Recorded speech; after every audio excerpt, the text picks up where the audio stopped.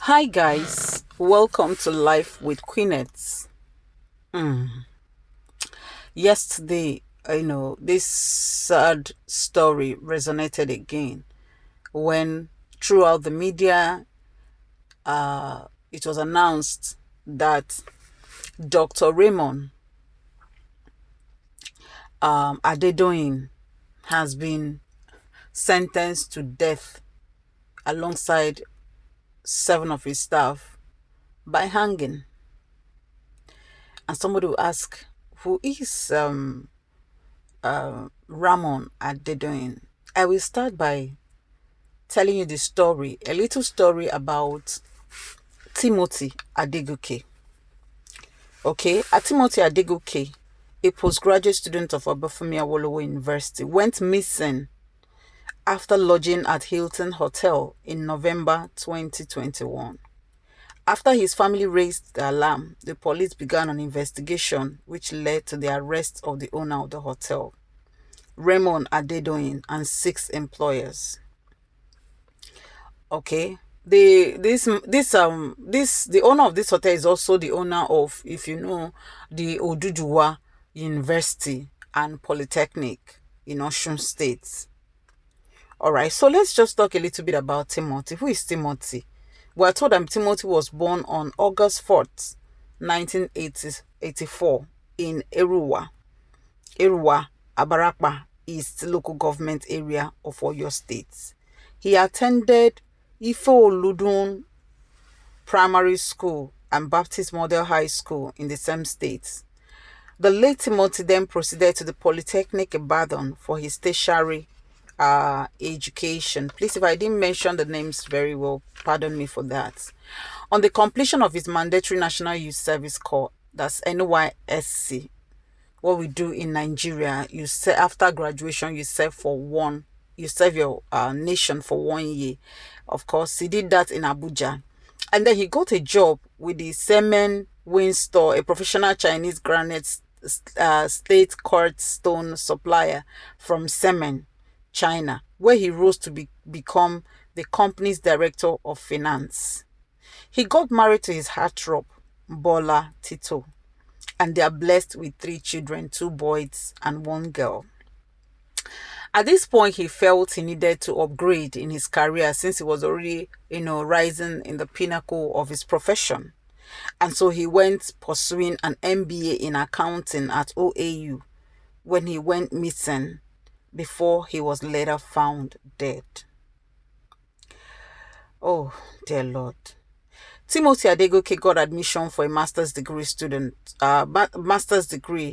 in Obafemi Awolowo University. Remember, he went to a polytechnic, and because there's always that dichotomy of polytechnic students and that of university, I think that was what would have pushed him to at least upgrade and look for a reputable university in another state, okay, to get another degree of repute, right?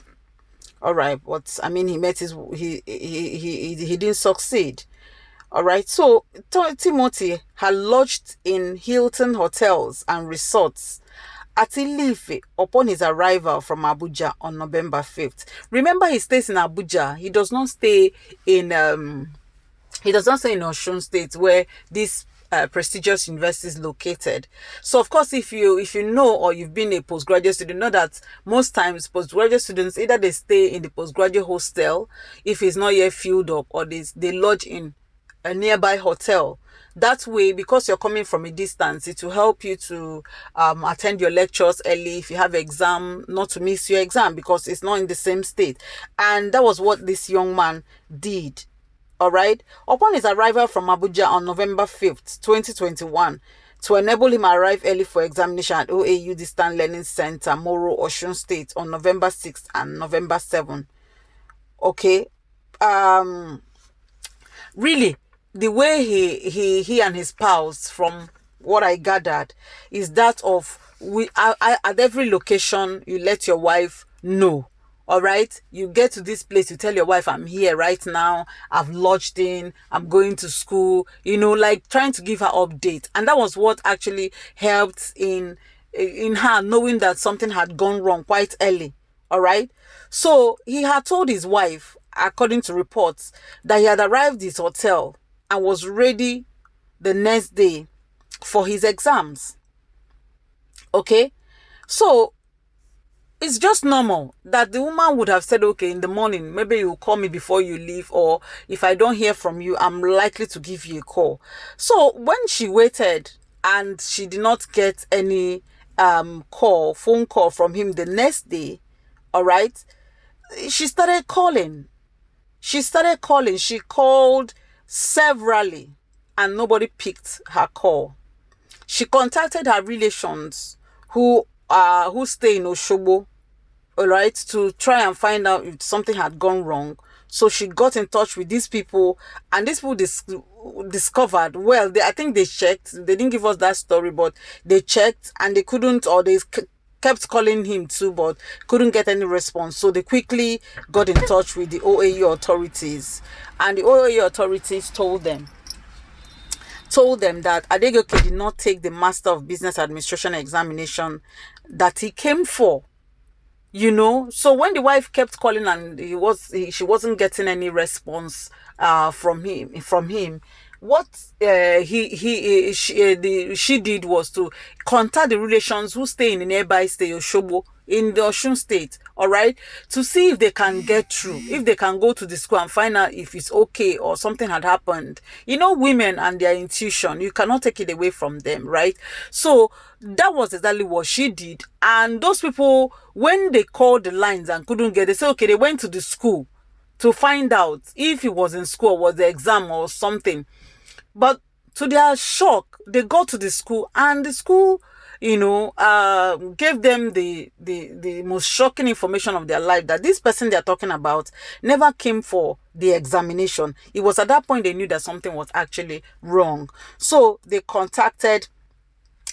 went to the police station, did their report, and then in the course of investigation, the police then invited everybody, including themselves, and the place where he was supposed to have lodged. Because at the point, from when I watched the sessions, I discovered that one lady, I can't remember her name right now, she said that she denied because there was transfers made.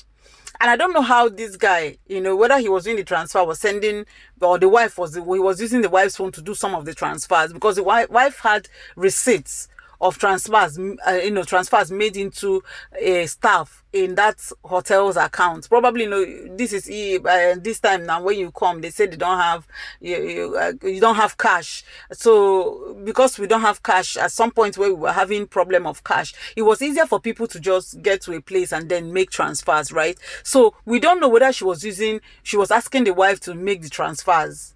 Some people do it, right? Because she had the receipts of the transfers made. And we'll get to that. All right. And it was discovered that this Adegoke paid 37,000 naira, his hotel bill, for 2 nights, into the account of one Adedeji, Tobiloba Adeshola, a female member of the staff of the hotel.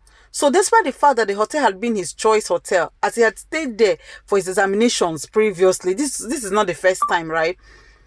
That is from October 22 to 24. And October 29 to October 31st, he has used the same said hotel. The hotel management found allegedly denied that Adegoke lodged at the hotel for the November 6th. And when the session was going on, this said lady, Adedeji, confessed that it was Ramon's son, who is the managing director of the company, that asked her to delete every information on her phone, which made it even look more suspicious, as in there's just something that they were trying to hide. Now, having said that, let's look at these two individuals. This is Ramon, this is Timothy Adegoke, from a very humble background, who had worked his way through, went to a polytechnic, got a job, was doing something very awesome for, for himself and the family. Already started a family before he turned 37. You can imagine that. And was also helping not just the nuclear family, but the extended from all that we gathered. Now let's look at this owner, proprietor, vice chancellor, everything, businessman and entrepreneur and all that. Let's look at his life, who he is and what he's like. All right. His name is Ramon Adedoyin, PhD, born January 1st, 1957. He's a Nigerian educationist, a businessman, the founder and proprietor of Oduduwa University and the Polytechnic Ile-Ife. Okay, so now look at his life, look at this person. And of course, I know that they would have thought that, oh, nothing would have happened. This is just a peasant, a pauper, someone who is not even known anywhere, in places of leadership or anything in the country. All right, I'm just saying, because before people prey on you, they've assessed you and feel that, oh, this one is nothing. Do you understand? Now, on the other side, he's from a royal, from royalty, has royal blood running in him. He's an educationist, well-traveled, he's socialite, this and that, right? And this guy, not even having a wooden spoon dangling from his side, the one who had worked his way through, coming in contact with this gladiator, one would think that, as usual in Nigeria, everything would have been buried under the sand.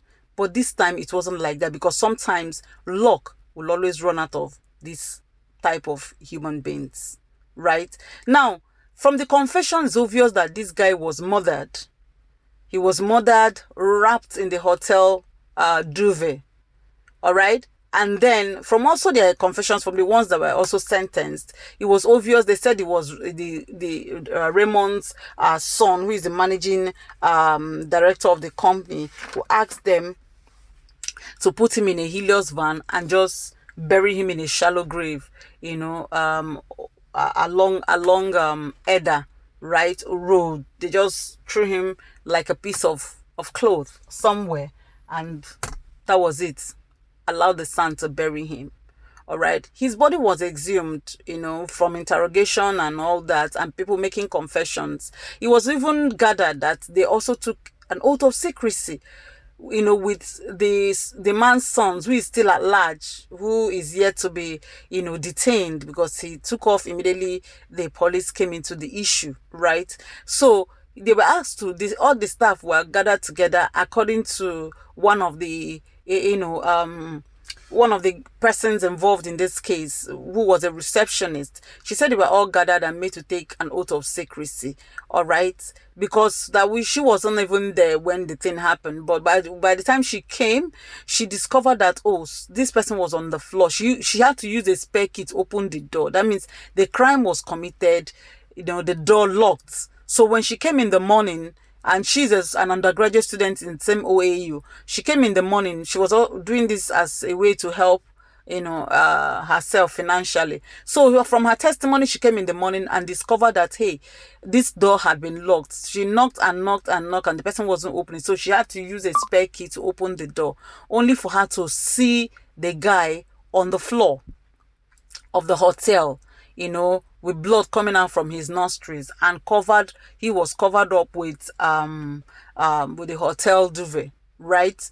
So yes, she couldn't do anything. That's what she was trying to say. But she was the first person. She doesn't know what happened. She wasn't there when the guy lodged. It was the next day she resumed duty, that she, tried to open the doors and all that. And she discovered the person was on the floor. And it was at that point she was asked, she and other staff were asked to take an oath of secrecy.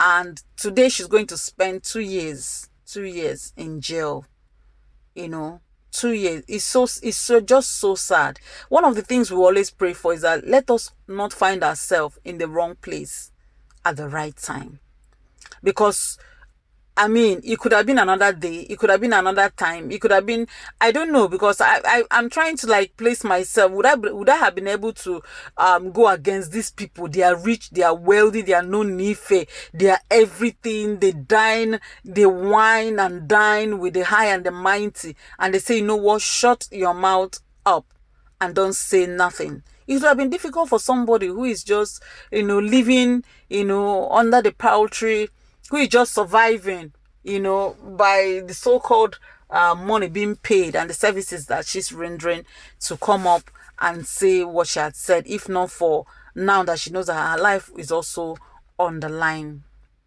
It's so sad. It's just so sad. That man is, yes, they have the right to appeal, but everybody is interested in this case. We want to know how it's going to end. We want to know if they are going to exonerate these people for murdering these people. And there's also this thing from the family that his throat was, that there was a slit on his throat and maybe something was taken out of his body, because it's assumed that he was used for ritual. We don't know, but that's the assumption on ground. All right, so do go to the comment section and tell me what you think. Tell me what you think. I will be very willing to come and have some discussion with you. Bye for now.